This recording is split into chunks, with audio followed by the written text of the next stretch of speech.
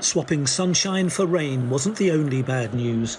Thousands of holidaymakers back from Spain are being forced into a quarantine they weren't expecting when they booked their trip. I've just returned from Portugal, and like me, they must fill in a form telling government officials where they'll be self-isolating for the next fortnight. We've been warned there will be spot checks. I haven't spoken to any official about my quarantine. At Gatwick Airport, I walked through the automatic gate, caught a train and came home, where I've been ever since. I read the self-isolation rules on the government's website.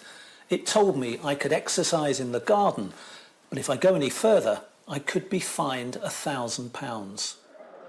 But will everyone be happy or able to abide by a lockdown forced on them at short notice, allowed out for only a few exceptions, such as essential food and urgent medical help? The government seems to lurch from one decision to another. There doesn't seem to be a consistent strategy. I don't think anybody knows what they're doing. I feel very let down. We felt really safe in Spain. Everywhere you went, everybody had face masks on, everyone. Social distancing in the restaurants and bars, but it just seems a little bit of a downer now, to be honest. Now I've got a quarantine for 14 days. It's absolutely ridiculous. You government, you need to look into things. You better get all your masks on and you better get this vaccination out soon.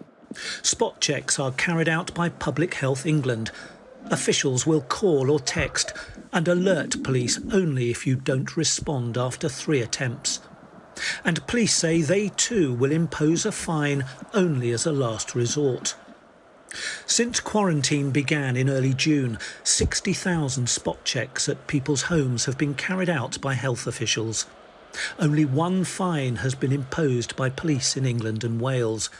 3 fines were handed out by the UK Border Force, 2 of them at the French end of the Eurotunnel. Spain is the first, but it may not be the last holiday destination to have its air bridge removed and quarantine reimposed on travellers coming home.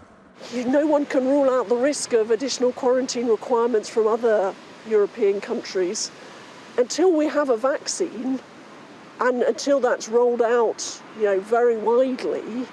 Unfortunately, these risks around international travel are going to continue. So far, almost everyone has followed the quarantine rules. Police chiefs hope that compliance will continue. Martin Brunt, Sky News.